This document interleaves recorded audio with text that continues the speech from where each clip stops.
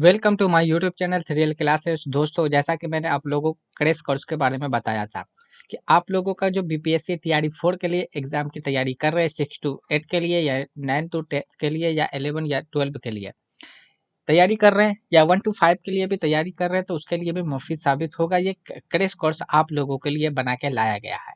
जैसा कि इसके बारे में जो खसूसियात थी, जो आपका इसकी विशेषता था, क्वालिटी था, तो वो मैंने आप लोगों को फर्स्ट वीडियो में इन्फॉर्मेशन करके बता दिया था कि हाँ, इस तरीका से अब मैं क्रैश कोर्स आप लोगों के लिए लेके आया हूँ। तो उसके ऊपर आज हम लोग ये मेरा जो है फर्स्ट वीडियो है, पहला वीडियो है क्रैश कोर्स का।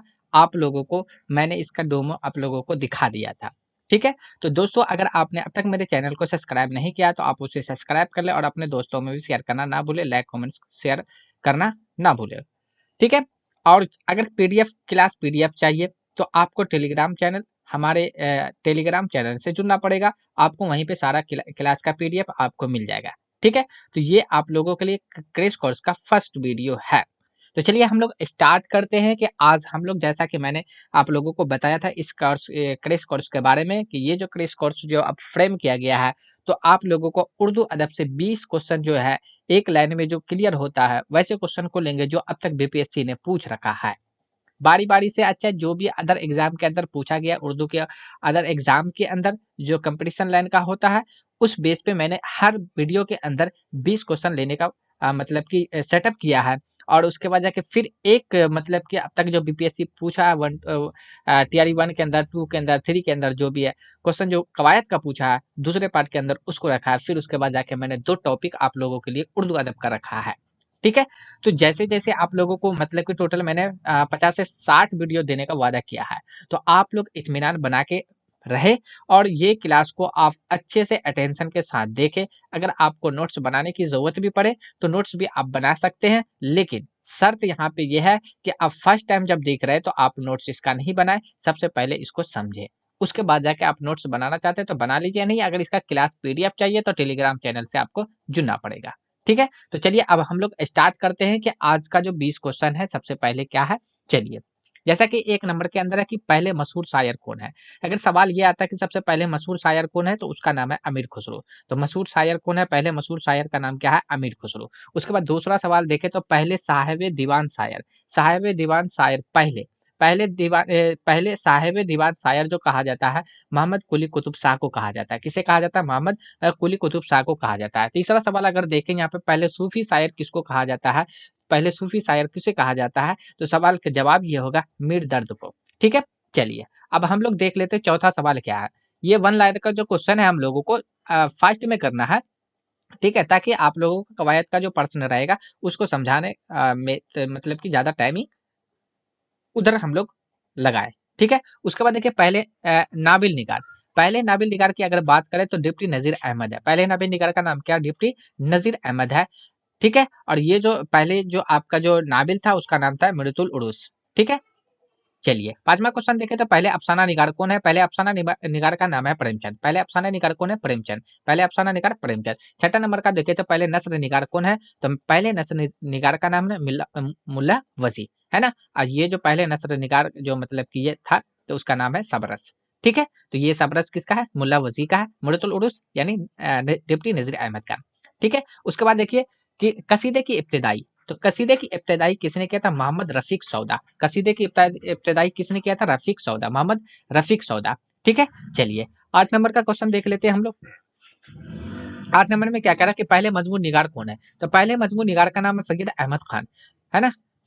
सैयद अहमद खान। ठीक है? पहले मजमून निगार कौन है? सैयद अहमद खान। उसके बाद देखिए 9वां क्वेश्चन ये है कि सफरनामा का आगाज़। तो सफरनामा का आगाज़ किसने किया था? तो यूसुफ, है ना? कंबल पोश। ठीक है? पहले सफरनामा मतलब कि सफरनामा का आगाज़ किसने किया था? तो यूसुफ कम्मल पोश। ठीक है? उसके बाद 10वां नंबर का सवाल देखें। तो यहाँ पे खुतूत निगारी का आगाज़, खुतूत निगारी का आगाज़ जो किया था, मिर्ज़ा फ़खरुद्दीन बेग किया था। और ये जो आपका खुतूत का एक तरीका से मजमूआ है, औदो हिंद। ठीक है? तो ये पहला आपका था यहाँ पे। ठीक है? तो खुतूत निगारी का आगाज़ किसे कहा जाता है? मिर्ज़ा असदुल्लाह खान गालिब को कहा जाता है।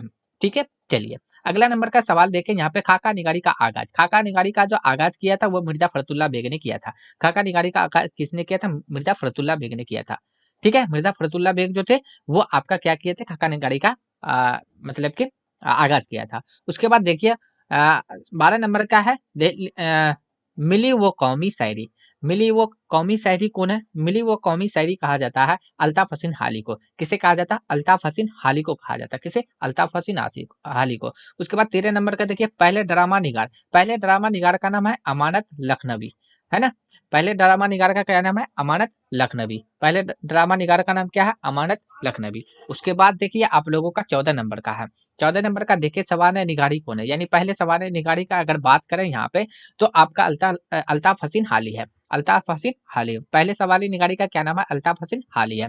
उसके बाद देखिए अमावी शायर। अमावी शायर किसको कहा जाता है? तो अमावी शायर जो कहा जाता है तो नजीर अकबरुल्ला आबादी को कहा जाता है। अमावी शायर किसे कहा जाता है? नजीर अकबरुल्ला आबादी को कहा जाता है। ठीक है। उसके बाद 16 नंबर का देखे शायर इनकलाब या शायर अजीम, है ना? तो शायर इनकलाब या शायर अजीम किसे कहा जाता है? तो जोश मिले आबादी को कहा जाता है। किसे कहा जाता है? जोश मिले आबादी को कहा जाता है। क्या? शायर इनकलाब और शायर अजीम जोश मिले आबादी को कहा जाता है। 17 नंबर का देखे तो मशहूर गम।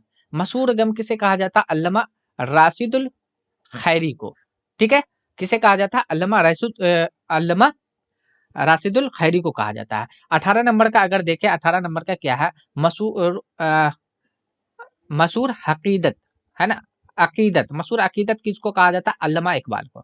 ठीक है। मसूर अकीदत ये एक तरीका से ये है तो अल्लामा इकबाल, ठीक है, इससे ताल्लुक रखता है। उसके बाद देखें यहाँ पे अ, शायर इस्लाम। शायर इस्लाम किसको कहा जाता है? तो हाफिज जालंधरी को कहा जाता है। ठीक है। शायर इनकलाब किसको कहा? शायर इस्लाम किसे कहा जाता है? हाफिज जालंधरी को कहा जाता है। उसके बाद 20 नंबर का आप देखिए तारीखे नाबिल। तारीखे नाबिल जो लिखा गया था मतलब कि नसीम हिजाजी का लिखा गया था। ठीक है। तारीखे नाबिल नसीम हिजाजी। तारीखे नाबिल नसीम हिजाजी। तो ये था टोटल 20 वन लायर का क्वेश्चन जो आप लोगों को मैंने यहाँ पे जल्दीबाजी में करा दिया, क्योंकि आप लोगों को ये जो है क्वेश्चन जो दिया गया इसको रिपीटेशन के तौर पे दिया गया था। तो ये था टोटल 20 आपका वन लायर क्वेश्चन। इसी तरीका से मैं आपका जो जिस तरीका से अब तक जितना भी बीपीएससी पूछ रखा पहले मैं वो कंटेंट लेके आऊंगा। ठीक है। उसके बाद जाके आप लोगों को कवायद का जो प्रश्न होगा तो ये था 20 क्वेश्चन वन लायर वाला। चलिए अब हम लोग देख लेते हैं यहाँ पे कवायद का प्रश्न है। तो कवायद के प्रश्न में देखिए जैसा कि मैंने यहाँ पे कंटेंट लिख भी दिया हूँ कि ये क्वेश्चन आया कहाँ से है। तो जैसे बीपीएससी टीआरई 3, तो बीपीएससी टीआरई 3 में उर्दू ग्रामर का क्वेश्चन है। ये किस लेवल का था? 1 to 5 में जो पूछा गया ग्रामर का सवाल था वो ग्रामर के सवाल को यहाँ पे लिया गया है। ठीक है। तो कौन सा लिया गया है? ग्रामर के सवाल को 1 to 5 के अंदर जो पूछा गया था उसको लिखा गया था। अब देखिए ये जो क्वेश्चन जो आपका जो है यानी कि 10 नंबर पे दिया हुआ क्वेश्चन था। कितने नंबर पे? 10 नंबर पे। सवाल यहाँ पे ये पहला पूछा जा रहा है कि कसीदे के कितने अरकान होते हैं? अरकान बोलिए या अजराए बोलिए। ठीक है। अजराए। ठीक है। बात एक ही है। तो कसीदा के कितने अरकान या अजराए होते हैं? ऑप्शन नंबर 1 में है 3 होते हैं, ऑप्शन नंबर 2 में 5 है, ऑप्शन नंबर 3 है, ऑप्शन नंबर 2 में आपका बी में 5 है, ऑप्शन नंबर सी के अंदर 2 है, या एक से ज्यादा होगा या इनमें से कोई नहीं होगा। तो सही जवाब इसका क्या हो जाएगा? तो इसका सही जवाब अगर देखा जाए तो इसका सही जवाब ऑप्शन नंबर बी हो जाएगा। क्या हो जाएगा? ऑप्शन नंबर बी आपका सही जवाब हो जाएगा कि कसीदा के जो अरकान होते हैं वो कितने होते हैं? 5 होते हैं। अब ये 5 अरकान कौन कौन से है? तो अगर देखें यहाँ पे तो पहले नंबर में हम लिख सकते हैं यहाँ पे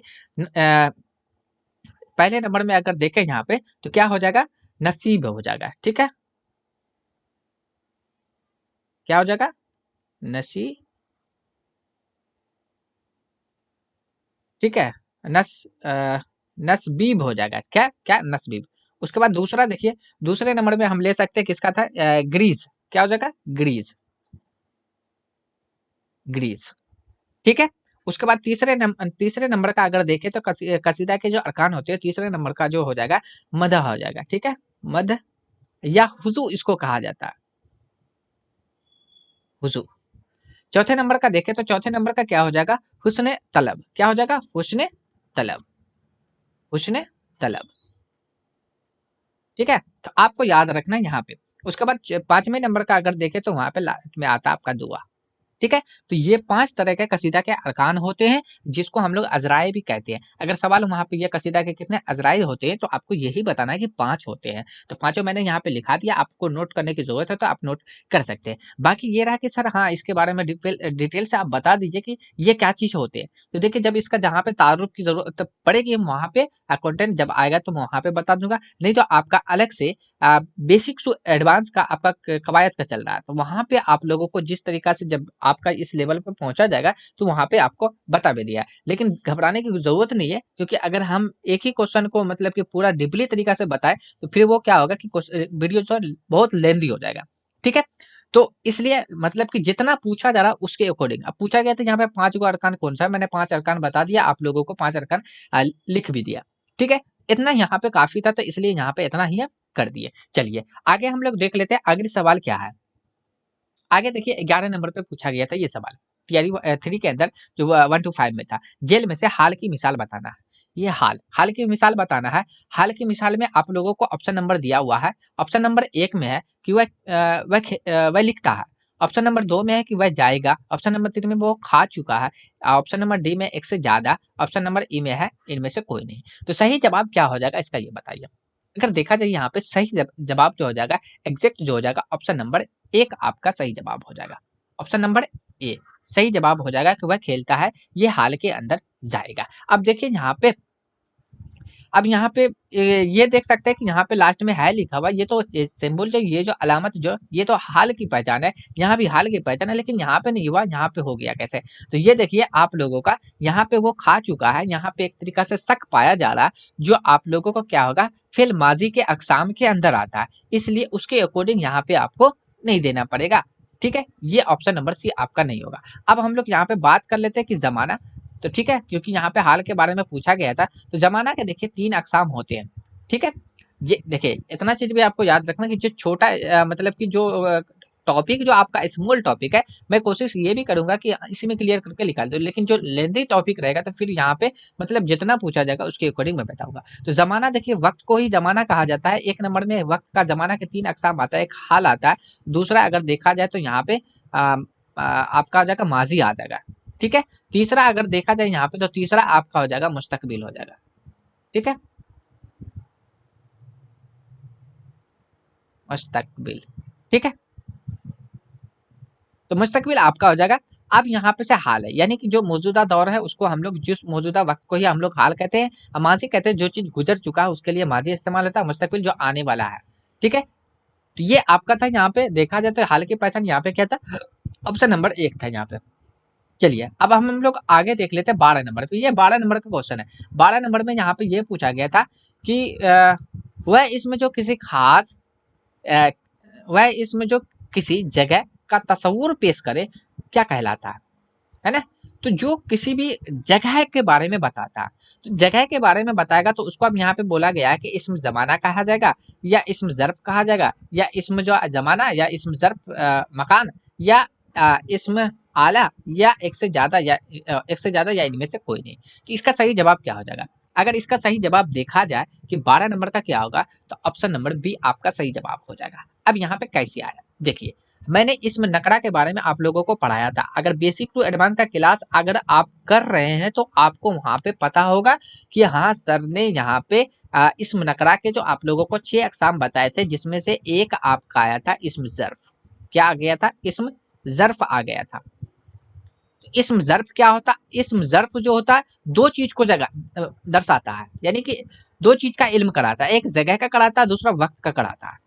दो चीज के बारे में ये बताता है इसम ज़र्फ, दो चीज के बारे में। जो वक्त यानी जो जगह होता है उसको हम लोग मकान कहते हैं। मकान होता है, लेकिन मकान भी हम बोल सकते हैं, कोई दिक्कत की बात नहीं है। जगह से यानी जो जगह का नाम वाला इसम रहेगा, नाम रहेगा, उसको मका के अंदर रखेंगे, इसम मका के अंदर। और उसके बाद वक्त वाले के अंदर जो हम रखेंगे, तो इसम जमा के अंदर रखेंगे। तो जमा बोल दीजिए या जमान बोल दीजिए, एक ही बात है। मका बोल दीजिए या मकान बोल दीजिए, एक ही बात है, कोई दिक्कत की बात नहीं है। ठीक है। अब यहाँ पे वक्त क्या चीज होता है, जगह तो आप जानते हैं कि हाँ मतलब कि घर भी एक जगह है, मंदिर भी एक जगह है, मस्जिद भी एक जगह है, शहर शहर भी एक जगह है। ठीक है। तो ये सब क्या है, ताजमहल एक जगह है वहां पे, तो ये इंडिकेट यहाँ पे हम लोग कर सकते हैं। ठीक है। दिल्ली एक जगह है, मुंबई एक जगह है, यानी कि ये जगह है आपका। ठीक है। तो जगह आप लोगों को पता है कि मकान मतलब कि वक्त, वक्त आता है जमा से, यानी वक्त को ही दिखाया जाता है। वक्त क्या होता है? वक्त हम लोग रात को कहते हैं, वक्त शाम को कहते हैं, दिन को कहते हैं, महीना को कहते हैं, साल को कहते हैं। यही तो आपका वक्त है ना? कोई भी दिन, शनिवार, रविवार, आपका एतवार, ये जो आपका क्या है, ये एक आपका वक्त है। सेकंड देख लिया, मिनट देख लिया, घंटा देख लिया, क्या वक्त है आपका। दिन रात सुबह शाम, क्या वक्त है आपका। साल में चले जाइए, वक्त मिलेगा आपको। ठीक है, महीना के नाम में चले जाइए, जून जुलाई, ये क्या है, एक वक्त ही है। तो वक्त के अंदर क्या आता है?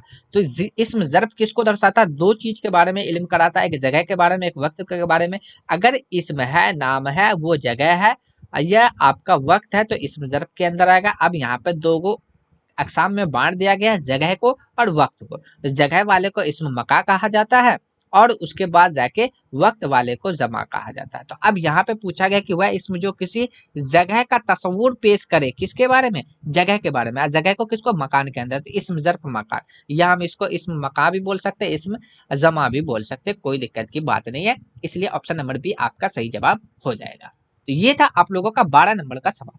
अब हम लोग आगे देखते हैं कि आगे कौन सा क्वेश्चन है। चलिए आगे देखिए, यहाँ पे दिया हुआ कि हैयत के एतबार से नज्म की कितनी किस्में होती है। तो हैयत के एतबार से आपको बताना है कि नज्म के कितने किस्में होते हैं। तो ऑप्शन नंबर एक में है कि 4 किस्में होते हैं, ऑप्शन नंबर बी में है कि 5 किस्में होते हैं, ऑप्शन नंबर सी में है कि 2 किस्में होते हैं, ऑप्शन नंबर डी में है कि 1 से ज्यादा होते हैं, ऑप्शन नंबर ई में इनमें से, यानी इनमें से कोई नहीं है। ठीक है, तो आपको यहाँ पे से अब ये बताना है कि सही जवाब क्या हो जाएगा। चलिए, इसका सही जवाब 13 नंबर का सही जवाब देखा जाए तो ऑप्शन नंबर बी आपका सही जवाब हो जाएगा कि हैयत के एतबार से नज्म के जो होते हैं वो 5 अकसाम होते हैं, 5 किस्में होते हैं। कितने? 5 किस्में होते हैं। चलिए अभी कौन कौन सा होते हैं तो इसको भी हम लोग देख लेते हैं। एक में आता है कि पाबंद नज्म, पाबंद नज्म, पाबंद नज्म आ जाएगा। ठीक है, दूसरे की अगर हम बात करें, दूसरे नंबर पे अगर देखा जाए तो क्या हो जाएगा? तवील नज्म, तवील नज्म। ठीक है, और चौथे की तीसरे की अगर हम बात करें तो तीसरा क्या हो जाएगा? तो तीसरे के अंदर ले लेंगे आजाद नज्म, आजाद नज्म। ठीक है, और यहाँ पे फिर चौथे नंबर की अगर हम बात करें तो मारिया नज्म, मार मारा नज्म। ठीक है, अब पांचवें नंबर का अगर हम यहाँ पे बात कर ले तो पांचवें नंबर में होगा एक नसरी नज्म होता है। क्या होता है? नसरी नज्म। ये 5 तरह के नज्म होते हैं। ठीक है, तो हैयत के एतबार से नज्म के कितने किस्में होते हैं? तो 5 किस्में होते हैं। आपको मैंने बता दिया यहाँ पे। एक नंबर पे पाबंद नज्म, दूसरे नंबर पे तवील नज्म, तीसरे नंबर पे आजाद नज्म, चौथे नंबर पर मारिया नज्म, और पांचवें नंबर पे नसरी नज्म। ये 5 तरह के नज्म होते हैं। ठीक है, चलिए अब हम लोग आगे देख लेते हैं कि 14 नंबर में कौन सा सवाल पूछा है। 14 नंबर के अंदर कौन सा सवाल पूछा है? 14 नंबर का सही जवाब सवाल देखे तो जेल में से हर्फ मुफरत कौन सा है? अगर आपने बीपीएससी मतलब कि बेसिक टू एडवांस अगर कवायद का क्लास देख रहे हैं तो फिर ये सब क्वेश्चन आपके लोगों के लिए मतलब कि भारी चीज नहीं है, ज्यादा मुश्किल नहीं है, आराम से है। मैंने स्टार्टिंग से बेस से ही बता रहे हैं। अभी जैसे कि नज्म के बारे में, कसीदा के बारे में, इल्म बयान, इल्म उरूज, ये सब अभी नहीं आए, क्योंकि अभी वहां पे मतलब कि बेसिक से चल रहे थे। अभी हम लोग इसम के पास है। ठीक है, तो फिर इसम के बाद आएंगे, फेल के बारे में जाएंगे, जमीर के बारे में जाएंगे, सिफत के, यानी कि अभी हम लोग जो चल रहे हैं इल्म मतलब कि आप लोगों का इल्म सर्फ के ऊपर ही चल रहे हैं अभी हम लोग। तब उसके बाद जाके आगे चलेंगे तो वहां पे भी आप लोगों को ये इल्म के बारे में बता दिया गया था। तो अगर आप बेसिक टू एडवांस देख रहे हैं तो फिर ये सब क्वेश्चन ज्यादा हार्ड नहीं है। तो चलिए देख लेते हैं जेल में से हर्फ मुफरत की मिसाल कौन सा है। तो हर्फ मुफरत जो है आपका यहाँ पे से देखिए, ऑप्शन नंबर 1 जा, ऑप्शन नंबर बी आपका जिम, ऑप्शन नंबर सी आपका बे में है लगा भे, ऑप्शन नंबर डी हो गया जाके 1 से ज्यादा, और ई में हो जाएगा इनमें से कोई नहीं। तो ये 5 ऑप्शन है, इनमें से सही जवाब क्या हो जाएगा? देखिए मुफरत बोल रहा है तो मुफरत का मतलब होता है अकेला। ऑप्शन नंबर बी आपका सही जवाब हो जाएगा। 14 नंबर का सही जवाब देखा जाए तो ऑप्शन नंबर बी होता है। देखिए हर्फ को देखा जाए तो हर्फ के 2 अकसाम होते हैं। एक अकसाम का नाम है, यहाँ पे एक का नाम दिया जाता है मुफरद लफ्ज हर्फ, दूसरे का नाम दिया जाता है मुरक्कब। मुरक्कब, मुफरद का मतलब होता है अकेला, अकेला, और मुफरत का मतलब अकेला, और मुरक्कब का मतलब जो होता है वो 1 से ज्यादा होता है। क्या होता है? ज्यादा होता है। किससे? 1 से ज्यादा, 1 से ज्यादा। अब यहाँ पे से देखना हर्फ जो है, देखिए यहाँ पे जीम है, ये तो अकेला है ना, इसका मतलब ये ना। अब देखिए जीम जीम अलिफ जा, तो इसमें क्या क्या है, देखिए इसमें जीम भी है, फिर जाके अलिफ है, तब जाके ये बना जिम अलिफ जा। तो ये तो एक से ज्यादा हो गया ना, इसलिए ये मुरक्कब के अंदर चला जाएगा। जैसे बे में लगा बे में हे लगा बे, तो ये देखिए यहाँ पे बे भी है और उसके साथ फिर क्या हो गया, हे चला आया, तब जाके ये बना बे में हे लगा बे। तो ये एक से ज्यादा हो गया, इसलिए ये मुफरद नहीं बल्कि मुरक्कब होगा। ठीक है, तो जब एक मतलब सिंगल हर्फ को हम लोग क्या कहेंगे, मुफरत कहेंगे, और एक से जैसे ज्यादा ही बढ़ेगा उसको हम मुरक्कब हर्फ के अंदर रखेंगे। इसलिए ऑप्शन नंबर बी आपका 14 नंबर का ऑप्शन नंबर बी आपका सही जवाब हो जाएगा। चलिए अब हम लोग देख लेते 17 नंबर पे, 14 के बाद 17 और उसके बाद जाके कुछ कंटेंट था वहां पे दिया हुआ था, लेकिन हमको यहाँ पे तो पार्ट रखे कवायद का, इसलिए कवायद वाला सवाल लेना था।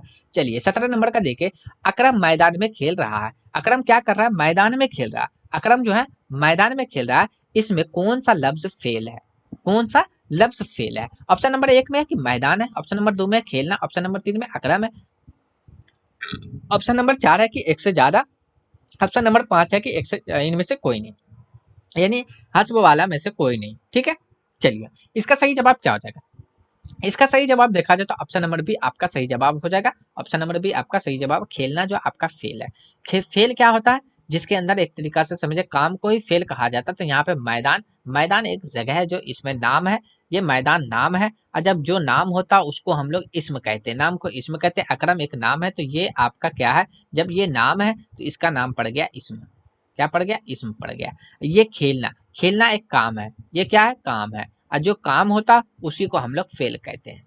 ठीक है, और फेल और मजदर के अंदर भी वहां पे फर्क बता दिया गया है। ठीक है, तो वो आप बेसिक टू एडवांस देखे होंगे तो वहां पे आपको पता हो जाएगा। ठीक है, तो इसका ऑप्शन नंबर बी आपका सही जवाब यहाँ पे हो जाएगा कि खेलना आपका क्या है। वैसे भी अगर सिंपल सी बात है कि अगर इसमें फेल सिफत आर से रिलेटेड अगर आपका पूछा जा रहा है कि इसमें से फेल कौन होगा, तो फेल क्या, सबसे सिंपल सी बात यहाँ पे यह है कि फेल की पहचान अगर आप पूछे जहन में ना रहा है तो आखिरी में देख लेना, क्रिया के आखिर में ना लगा के, चाहे ना लगा हुआ होगा या ना लगा के देख लीजिएगा। अगर आ जाता तो इसका मतलब है कि सेटअप हो जाता, तो इसका मतलब वो फेल है। जैसे कि खेलना, दौड़ना, हंसना, चढ़ना, पढ़ना, लिखना, देखना, है ना, बोलना, है ना, ये सारा का सारा क्या था, फेल था। ये इस तरीका से उसको हम पहचान रख सकते हैं। चलिए अब हम लोग कितने नंबर का सवाल देख लेते हैं, चलिए आगे देख लेते हैं। क्या नंबर पे, 17 के बाद का आपका डायरेक्ट 18 नहीं बल्कि 20 नंबर पे आया है। तो 20 नंबर का सही जवाब अगर देखा जाए यहाँ पे कि वह कलमा, 20 नंबर में कह रहा है कि वह कलमा, कलमा लफ्ज को ही कहा जाता है, मानेदार लफ्ज को ही कलमा कहा जाता है, यानी कलमा का दूसरा नाम मौजू भी होता है। ये भी चीज आपको पता होना चाहिए। देखिए वह कलमा जो किसी काम के करने वाले को जाहिर करता है, यानी कि वह कलमा जो किसी काम को जाहिर काम करने वाले को जाहिर करता है। देखिए क्या कह रहा है, वह कलमा जो किसी काम को नहीं, काम करने वाले को जाहिर करता है, उसे क्या कहा जाता है। तो यानी जो भी काम करता है उसको कहा जाता है, ऑप्शन नंबर 1 में फेल कहा जाता है, ऑप्शन नंबर 2 में मफूल कहा जाता है, ऑप्शन नंबर 3 में कि फाल कहा जाता है। क्या कहा जाता है, या एक से ज्यादा या इनमें से कोई नहीं, क्या कहा जाएगा। तो चलिए इसका सही जवाब हो जाएगा ऑप्शन नंबर सी आपका सही जवाब हो जाएगा कि जो भी काम करता है उसको फाल कहा जाता है। कवायद की भाषा में, कवायद की जबान में उसको क्या कहा जाता है, फाल कहा जाता है। तो ये जो होता है फाल जो होता है क्या होता है, काम करने वाला होता है, करने वाले को कहा जाता है, काम करने वाले को। जैसे कि मैं अभी पढ़ा रहा हूँ, अभी जैसे कि यहाँ पे मैं पढ़ा रहा हूँ, तो मैं पढ़ा रहा हूँ ये एक जुमला है, मैं पढ़ा रहा हूँ, इसमें पढ़ाने का काम कौन किया, मैं। तो मैं यहाँ पे क्या बन गया, फाल बन गया। क्या बन गया, ये फाल बन गया। क्या बन गया, ये फाल बन गया। अब यहाँ पे मफूल क्या हो गया, मफूल होता है, मफूल उसको कहा जाता है जिस पे काम हो, जिस पर क्या होना चाहिए, काम हो, क्या, जिस पर काम हो, है ना। जैसे मैं एग्जाम्पल के तौर पे देखो, मैं आम खाता खाता हूँ, मैं आम खाता हूँ। अब देखिए यहाँ पे क्या हो गया, मैं खाता हूँ, मैं खाता हूँ, क्या, मैं खाता हूँ, खाने का काम मैं क्या हूँ, तो ये आपका क्या बन गया, ये आपका फाल बन गया। आम खाता हूँ, क्या खाता हूँ, किस पे इफेक्ट पड़ेगा, असर पे, जिस पर काम हुआ, किस पे काम हुआ, आम पे काम हुआ, तो आम आपका क्या बन गया, ये आपका क्या बन गया, मफूल बन गया।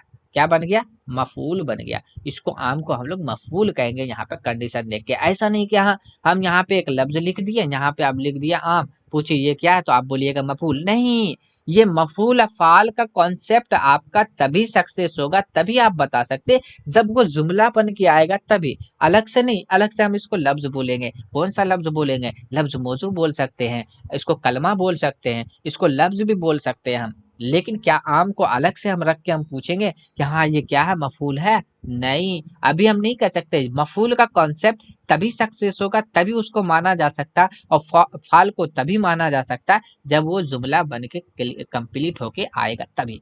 उससे पहले हम उसे नहीं कह सकते। फाल क्या होता है? काम को ही कहा जाता है। किसको? काम को। काम को कहा जाता है फेल। जैसे कि मैं पढ़ता हूँ, ये पढ़ना क्या है?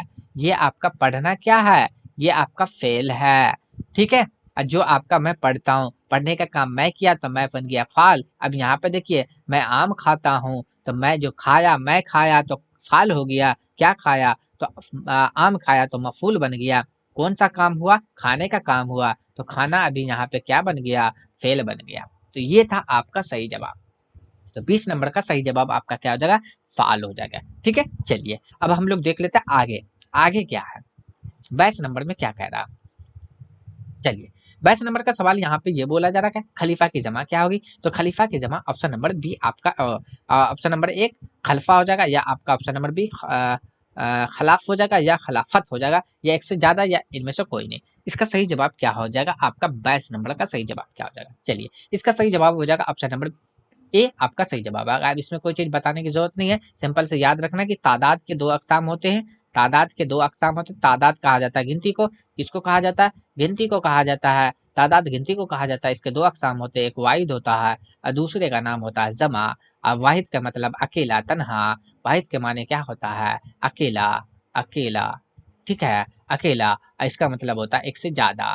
बस इतना चीज याद रखना है। अब बाकी आपको क्या करना है कि वाहिद जमा का कॉन्सेप्ट वहाँ पे अगर बेसिक टू एडवांस कर रहे हैं तो वहाँ पे आपको कंटेंट मिल जाएगा। ठीक है, बाकी आपका मैंने मतलब कि पीडीएफ में वहाँ पे दे भी रखा है, कई मतलब कि क्लास के अंदर में। तो टेलीग्राम चैनल से आप जुड़ के रहे तो वहाँ पे क्लास पीडीएफ और सारा चीज़ वहाँ पे मिलता रहेगा। जिस चीज़ का जरूरत अगर लगता है कि हाँ कोई चीज़ यहाँ पे छूटा हुआ है, कि यहाँ किसी से कोई क्लास लिया गया लेकिन उसका पीडीएफ अपलोड नहीं किया गया टेलीग्राम के ऊपर, तो आप बता सकते, तो वहाँ पे मैं अपलोड कर दूंगा। ठीक है, तो इसके अंदर कुछ बताने का नहीं है, सिर्फ इतना खलीफा की जमा किया खलफा हो जाएगा। चलिए आगे हम लोग बढ़ जाते हैं। आगे दिया हुआ 25 नंबर में क्या दिया हुआ है? चलिए 25 नंबर का अब हम लोग देख लेते हैं। 25 नंबर का क्या है यहाँ पे? यहाँ पे ये पूछा जा रहा है कि आपका, पूछा जा रहा है कि सवाल यहाँ पे ये दिया हुआ है कि 25 नंबर में वह अहमद का स्कूल है, वह अहमद का स्कूल है, वह अहमद का स्कूल है, उसमें कौन सा जमीर है? वह अहमद का स्कूल है, उसमें कौन सा जमीर है? सही जवाब बताना है आपको। ऑप्शन नंबर एक में है जमीर मौसूल है, ऑप्शन नंबर बी में जमीर तनकीरी, या इसको हम तजकीर भी बोल सकते हैं। ठीक है, ऑप्शन नंबर सी में आपका जमीर इशारा, ऑप्शन नंबर डी में एक से ज्यादा, ऑप्शन नंबर ई में है कि इनमें से कोई नहीं। तो सही जवाब क्या हो जाएगा आपका? चलिए देखा जाए तो इसका सही जवाब हो जाएगा कि वह अहमद का स्कूल है। इसका मतलब है कि यहाँ पे जो जमीर इस्तेमाल हुआ है, ये जो वह जो जमीर इस्तेमाल हुआ है, इसको हम लोग इशारा कहते हैं। जमीर कौन सा जमीर है? जमीर इशारा है। ऑप्शन नंबर सी आपका सही जवाब हो जाएगा। चलिए अब थोड़ा सा हम लोग जमीर के बारे में देख लेते हैं। जमीर के बारे में, क्योंकि छोटा सा टॉपिक है, उसको आराम से निकाल के लिख देंगे। देखिए जमीर जो होता है, जमीर जमीर क्या होता है? ये इसम की जगह लेता है। क्या लेता है? इसम की जगह। इसम की जगह जो इस्तेमाल किया जाता है जो लफ्ज को, उसको हम लोग जमीर कहते हैं। जमीर के 5 किस्में होते हैं। तो इसको हम किस तरीका से याद कर सकते हैं? इसको हम लोग किताबों में किस तरीका से रहता है उसको नहीं देखेंगे, हम लोग मतलब कि अपना तरीका अपनाएंगे। अपना तरीका क्या अपनाएंगे? जमीर के अकसाम जब सबसे पहले आएंगे तो हम लोग बोलेंगे, हम लोग याद रखेंगे क्या? जमीर इशारा। क्या याद रखेंगे? इशारा। बस सिंपल से याद रखना कि जमीर इशारा एक यह होता है, और दूसरा जो है आपका यह, यह सब। ठीक है, और दूसरा आपको क्या करना है? वह, और उसके बाद जाके वह सब, वह सब। बस ये याद रखना कि हाँ ये सब इशारा के लिए इस्तेमाल किया जाए। यह सब, या वह सब, ये इसमें जमीर आ गया। एक और पार्ट आपका खत्म हो गया है ना। उसके बाद अगर हम यहाँ पे देखें दूसरे की अगर बात करें, तो हम लोग दूसरा को किसको याद रख सकते हैं? तो दूसरे को हम लोग याद रखेंगे किसके बारे में? तो जमीर हम लोग किसके बारे में याद रखेंगे? तो जमीर इस्तफामिया के बारे में याद रखेंगे, जिसको हम लोग कहते हैं, क्योंकि आपका यहाँ पे से जमीर क्या हो जाएगा? इस्तफामिया, फामिया, है ना, इस्तफा, है ना, मिया। यानी ये क्या जाता सवाल पूछने के लिए, किसको? सवाल, सवाल पूछने के लिए, पूछने के लिए। तो सवाल पूछने के लिए जिस लफ्ज का इस्तेमाल किया जाता है उसको हम लोग इस्तिफामिया के अंदर रखते हैं, यानी कि कह सकते हैं हम लोग यहाँ पे क्या, जैसे क्यों, है ना, क्या, है ना, कैसे, है ना, कहाँ। जो लफ्ज सवाल पूछने के लिए इस्तेमाल करते हैं, बस सिंपल से याद रखना कि जो लफ्ज सवाल पूछने के लिए इस्तेमाल करते हैं वो उस लफ्ज को मतलब उस लफ्ज को हम क्या कहते हैं, जमीर इस्तिफामिया कहते हैं। किस क्या कहते हैं? जमीर इस्तिफामिया कहते हैं। ठीक है। उसके बाद हम लोग देखें यहाँ पे, तो उसके बाद क्या हो जाएगा आपका, एक ये आता है, चलिए तीसरे नंबर का अगर देखें हम यहाँ पे, तो तीसरे नंबर का क्या बन जाएगा, तीसरे नंबर का हम क्या याद रख सकते हैं, उसके बाद हम लोग याद रख सकते हैं कि तनकीरी के बारे में। तीसरे नंबर पे हम लोग क्या कर सकते हैं, है ना, तनकीरी, ठीक है, तनकीरी या तजकीरी भी बोल सकते हैं। तनकीरी के अंदर हम लोग यहाँ पे रख सकते हैं और उसको तजकीरी भी बोल सकते हैं, कोई दिक्कत की बात नहीं। अब ये क्या होता है, यानी कि ये एक तरीका से गैर, जो मतलब कि जो एक तरीका से ये समझिए गैर शख्स या चीज के लिए इस्तेमाल किया जाता है, यानी जिसके बारे में पता ना हो वैसे लफ्ज को जाता है। जैसे कि मान लीजिए दरवाजा पे कोई आया, है ना, तो बोले कोई, है ना, कोई शख्स था जो मुझे मार के निकल गया, है ना, कौन है दरवाजे पे, है ना। तो ये जो कौन शब्द हुआ, कौन, वहां पे कौन आपका क्या हो जाएगा, कौन आपका इस्तिफामिया के अंदर भी जाएगा वो लफ्ज, है ना।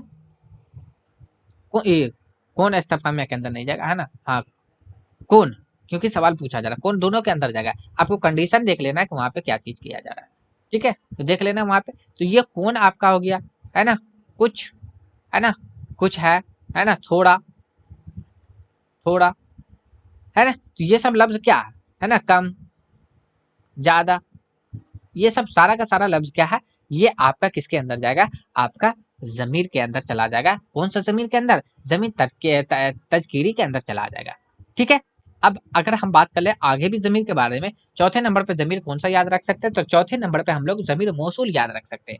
जमीर मौसूल, कौन सा जमीर, जमीर मौसूल, मौसूल रख सकते हैं।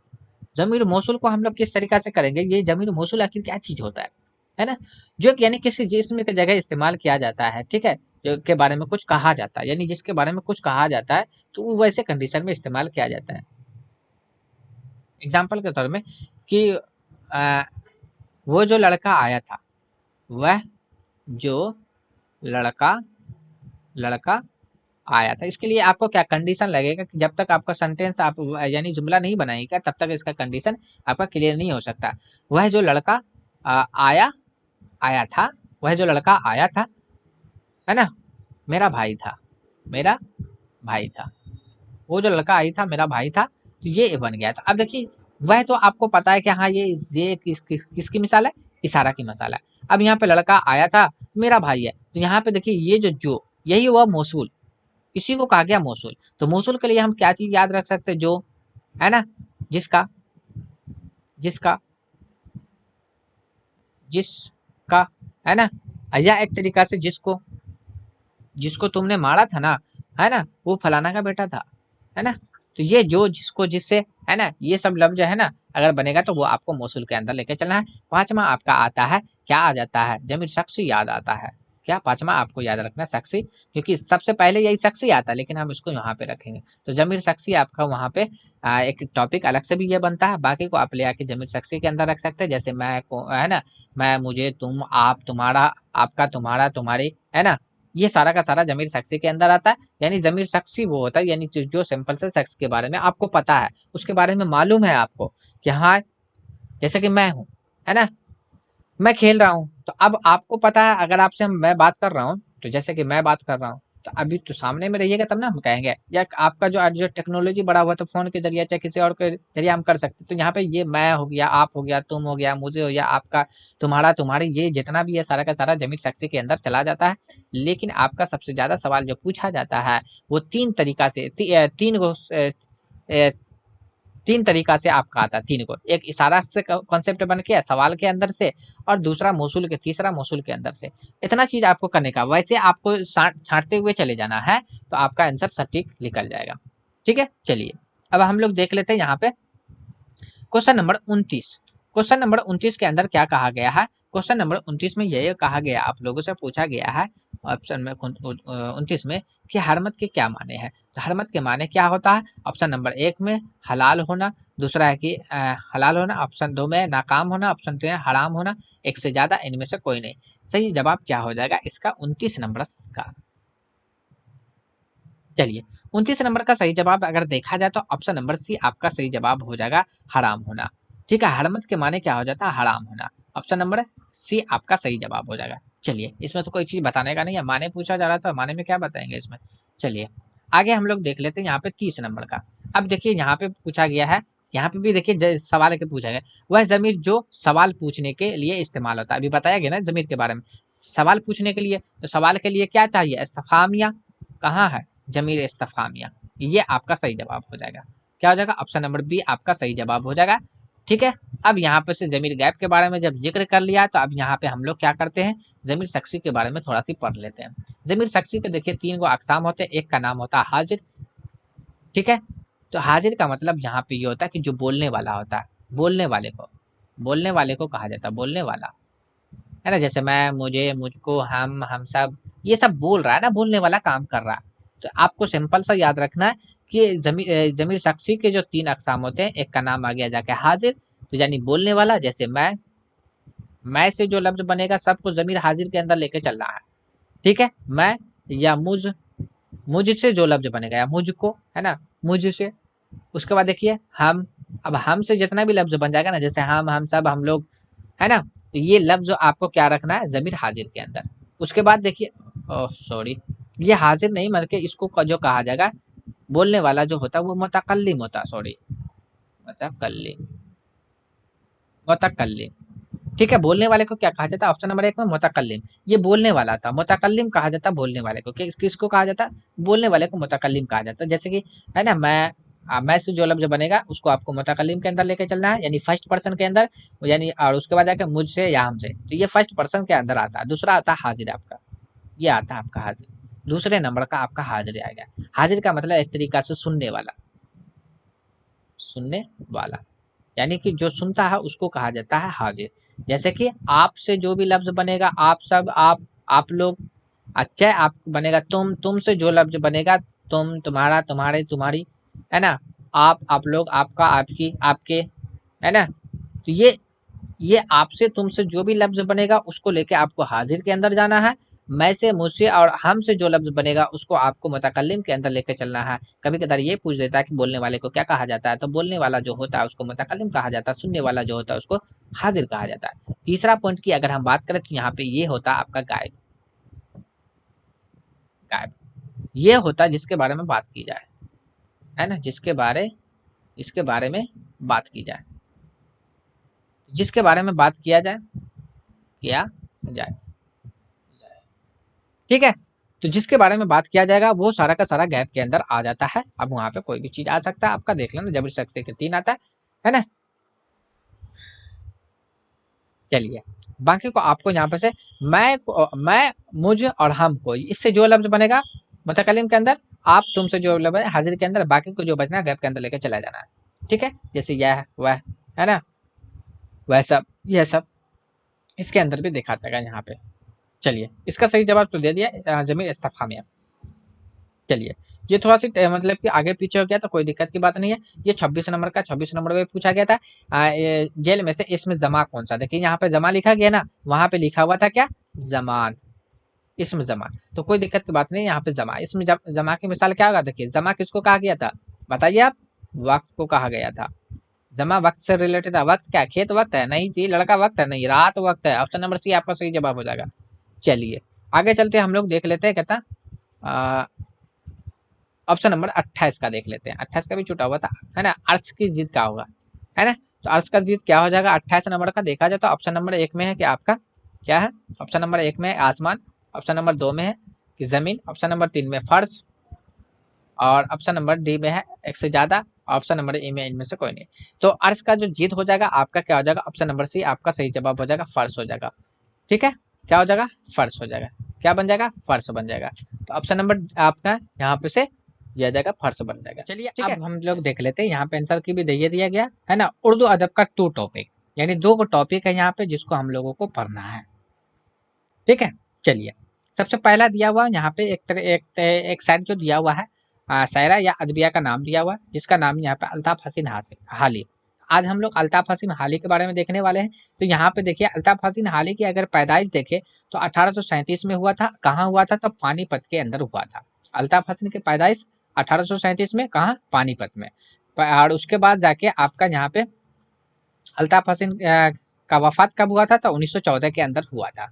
ठीक है। उसके बाद देखिए रिश्तेदार में अल्ताफ हसीन के वालिद का क्या नाम था? ख्वाजा अजीज बख्श।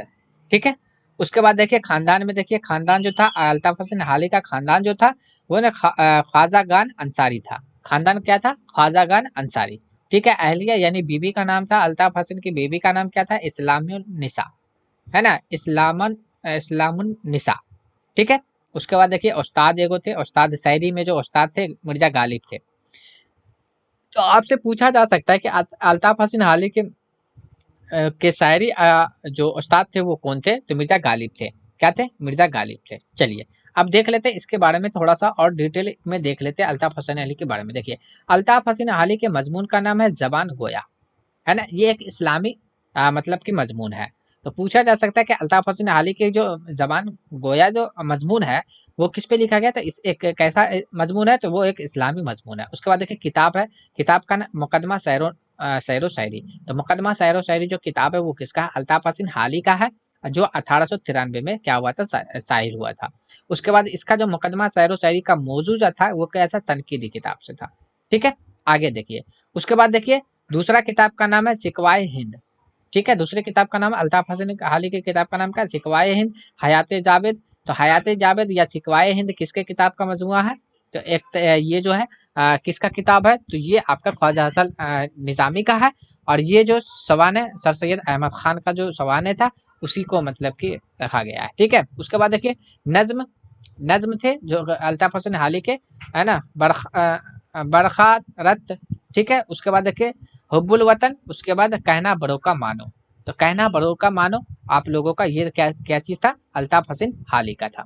ठीक है। उसके बाद देखिए यहाँ पे नेचुरल शायरी का नजरिया जो पेश किया था वो अल्ताफ हसन हाली ने ही पेश किया था। तो सवाल पूछा जा सकता है कि किस शायर ने जो नेचुरल शायरी का नजरिया पेश किया था? तो वो था अल्ताफ हसन हाली। देखिए आगे देखिए अगला पॉइंट है कि अल्ताफ हसन हाली को 1904 में बरतानी हुकूमत ने शमसुल उलमा का खिताब दिया था। तो सवाल पूछा जा सकता है कि अल्ताफ हसन हाली को किसने खिताब दिया था? तो बरतानी हुकूमत कब दिया था? तो 1904 में दिया था। कौन सा खिताब दिया था? शमसुल उलमा का दिया था। ठीक है। आगे देखिए उर्दू गजल बेवक्त की रागनी और मरसिया के जरिया इखलाक की बेहतरीन तालीम दी जा सकती है। यह दोनों कौल जो है आपका हाली का है। यानी कि उर्दू गजल बेवक्त की रागनी ये किसका कौल है? तो अल्ताफ हसन हाली का है। मरसिया के जरिया इखलाक की बेहतरीन तालीम दी जा सकती है, ये कौल किसका था? ये भी कौल जो है अल्ताफ हसन हाली का है। तो ये दोनों कौल किसका था? अल्ताफ हसन हाली का। आगे देखिए हाली ने नस्र सनफ को फरोग दिया। हाली ने किस सनफ को फरोग दिया था? तो नस्र सनफ को फरोग दिया था। और उर्दू तनकीदी का बानी भी कहा जाता है ना। तो उर्दू तनकीदी का बानी किसको कहा जाता है? तो अल्ताफ हसन हाली को कहा जाता है। उसके बाद देखिए अगला पॉइंट है कि यहाँ पे हाली ने उर्दू का मौसर आला सर सैयद अहमद को, अगर पूछा जाए कि किस हाली ने किसको उर्दू का मौसर आला कहा? तो सर सैयद अहमद को कहा। और हैवान ज़रीफ किसको कहा? तो गालिब को कहा। दो पॉइंट यहाँ पे है। पहला पॉइंट है कि उर्दू का मौसर आला किसको कहा था हाली ने? तो सर सैयद अहमद को कहा था। सवाल ऐसे भी आ सकता है कि सर सैयद अहमद को उर्दू का मौसर आला किसने कहा था? तो अल्ताफ हसन हाली ने कहा था। उसी तरीके से इसको भी पलट के भी आ सकता है कि गालिब को हैवान ज़रब किसने कहा? तो आपको बताना है कि अल्ताफ हसन हाली ने कहा। उसके बाद देखिए हाली ने कुतुब खाना खाना पानीपत में कायम किया था। पूछा जा सकता है कि हाली ने कुतुब खाना कहाँ कायम किया था? तो पानीपत के अंदर कायम किया था। ठीक है। चलिए आगे देख लेते हैं हम लोग अगला पॉइंट। चलिए अब इसका पॉइंट नहीं है यहाँ पे, अब जो दिया हुआ हमारा किसके बारे में दिया हुआ? प्रेमचंद के बारे में दिया हुआ है। किसके बारे में? प्रेमचंद के बारे में। चलिए प्रेमचंद, देखिए प्रेमचंद का एक तरीका से असल नाम जो है धुमपत राय है। ठीक है। उसके बाद देखिए प्रेमचंद की पैदाइश जो हुआ था 31 जुलाई 1880 में हुआ था। कहाँ हुआ था? लम्ही में हुआ था। ठीक है। यूपी के अंदर है। ठीक है। चलिए आगे देखिए प्रेमचंद का जो वफात हुआ था वो 8 अक्टूबर 1936 को। प्रेमचंद का वफात कब हुआ था? 8 अक्टूबर 1936 को कहाँ हुआ था? वाराणसी। वाराणसी भी कहाँ? आपका यूपी के अंदर है। उसके बाद है कि प्रेमचंद के वालिद का नाम क्या था? तो प्रेमचंद के वालिद का नाम है अजायब लाल। अजायब लाल किसके वालिद का नाम था? प्रेमचंद के वालिद का नाम। उसके बाद वालदा का क्या नाम था? प्रेमचंद की वालदा का नाम क्या था? आनंद देवी, है ना? आनंद देवी। ठीक है। प्रेमचंद की वालदा का क्या नाम था? आनंदी देवी। ठीक है। उसके बाद देखिए पहली बीबी का नाम, है ना? पहली बीबी क्या था?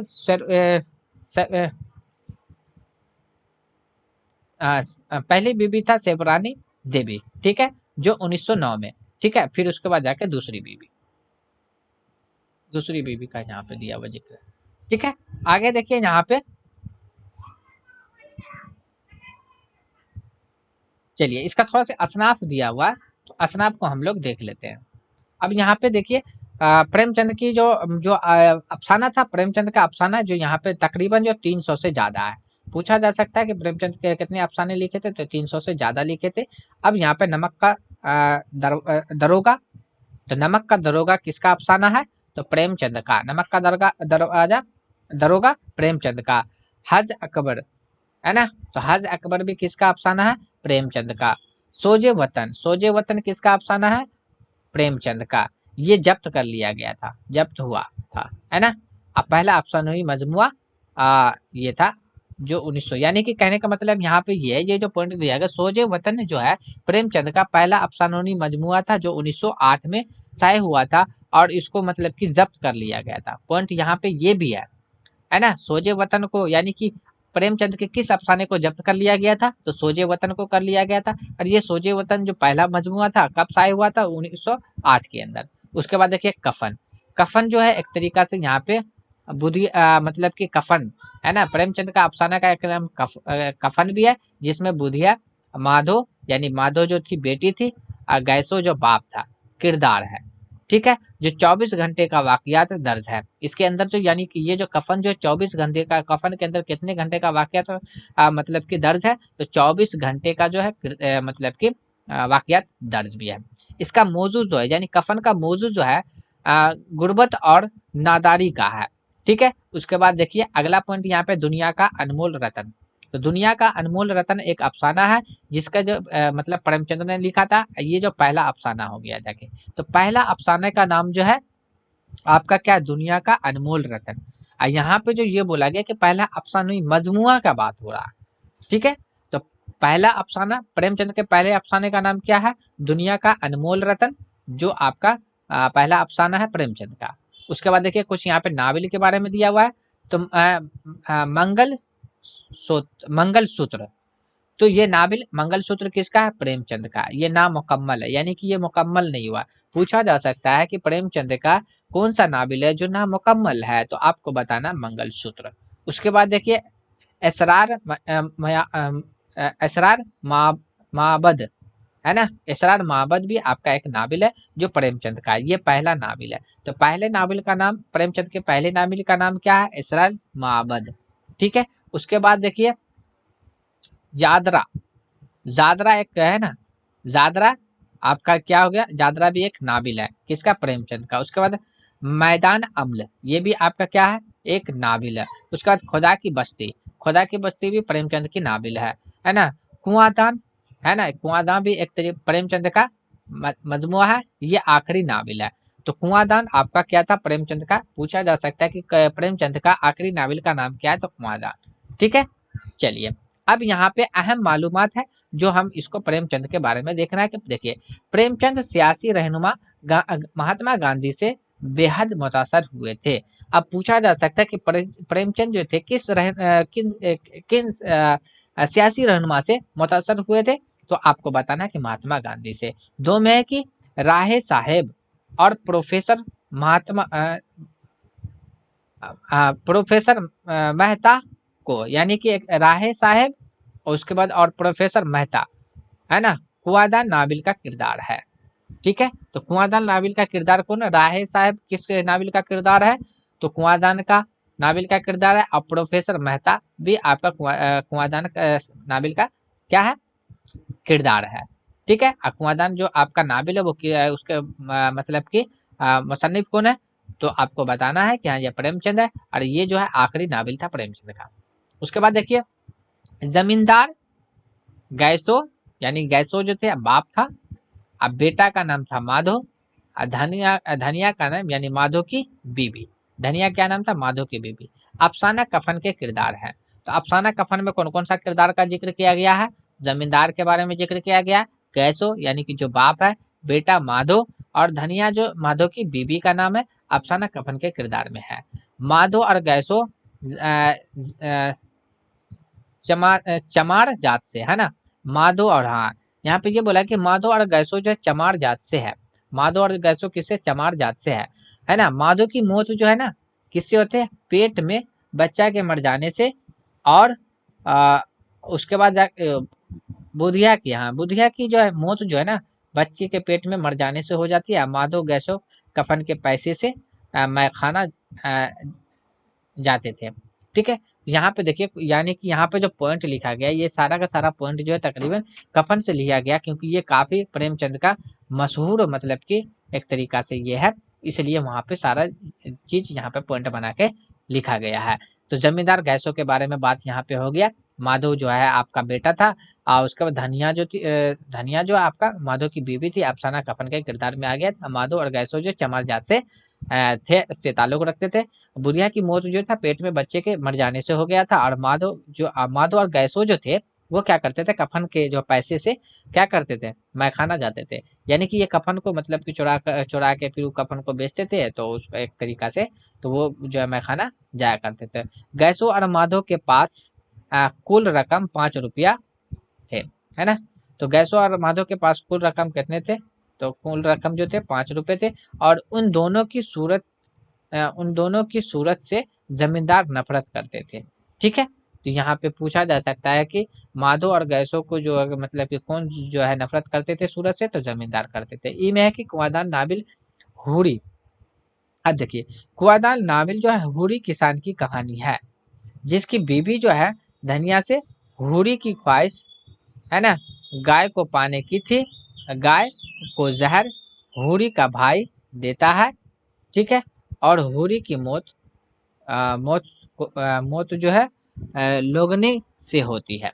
किससे होती है, लोगने से होती है। तो ये आपका यहाँ पे दे दिया गया कि कुआदान नाबिल में होरी किसान की कहानी है, जिसमें बीबी धनिया है ना, जिसकी बीबी धनिया है, और होरी की ख्वाहिश गाय को पाने की थी। गाय को जो था जहर होरी का भाई ने दिया था, और होरी की जो मौत जो है लोगने से हुई थी। तो ये आपका था यहाँ पे मतलब कि आपका एक प्रेमचंद के बारे में, एक अल्ताफ हसन हाली के बारे में। तो इसको आप लोगों को क्या करना है कि मतलब कि मेमोराइज भी करके रखना है। बाद में आप लोग का जो एक तरीका से समझिए सप्ताह में या वीकली टेस्ट में आप लोगों का वहाँ पे टेस्ट भी प्रॉपर वहाँ पर डाल दिया जाएगा। 100 क्वेश्चन का, 120 क्वेश्चन का, या 100 क्वेश्चन आप लोगों को बना के वहाँ पे 100 क्वेश्चन करके या 120 क्वेश्चन करके आपको टेस्ट लिया जाएगा। सिर्फ वहाँ पे आएंगे, खेलेंगे, हम लोग एक गेम खेलेंगे, है ना, option B, option C, option D, ये एक तरीका से गेम ही है ना, यही खेलेंगे। हाँ चलिए सवाल पढ़ेंगे, option B answer, option C answer, ये इस तरीका से खेलेंगे। तो यानी को आपको पढ़ना है, साथ में सही से अटेंशन देके इसमें जितनी बात बताया गया है तो आई थिंक काफ़ी है। चाहे और भी इसमें इंक्लूड करने की ज़रूरत होगी तो इंक्लूड कर दिया जाएगा। तो ये था आज का पहला क्रैश कोर्स का पहला वीडियो, पहला क्लास। तो कैसा लगा आप लोगों को, ठीक है, तो आप लोग जो है कमेंट सेक्शन में बता सकते हैं कि हाँ सर आपने मतलब किस तरीका से फ्रेम किया है। ये जो फ्रेम किया गया है टोटल आपको 50 से 60 वीडियो मिलेगा इसी तरीका से। और आपका इसका क्लास का पीडीएफ अगर आपको चाहिए तो टेलीग्राम चैनल से जुड़ जाना होगा। वीडियो को डिस्क्रिप्शन के अंदर में टेलीग्राम चैनल वहाँ पर डाल दूंगा, वहीं पे क्लास का पीडीएफ भी आप लोगों को दे दूंगा। ठीक है, तो कैसा रहा आज का वीडियो। तो अगर आपने अब तक मेरे चैनल को सब्सक्राइब नहीं किया तो आप उसे सब्सक्राइब कर ले, और अपने दोस्तों में शेयर करना ना भूले, लाइक कमेंट्स करना शेयर ना भूले। ठीक है, तो चलिए फिर मिलते हैं हम लोग अगली वीडियो में। आज के लिए बस इतना ही।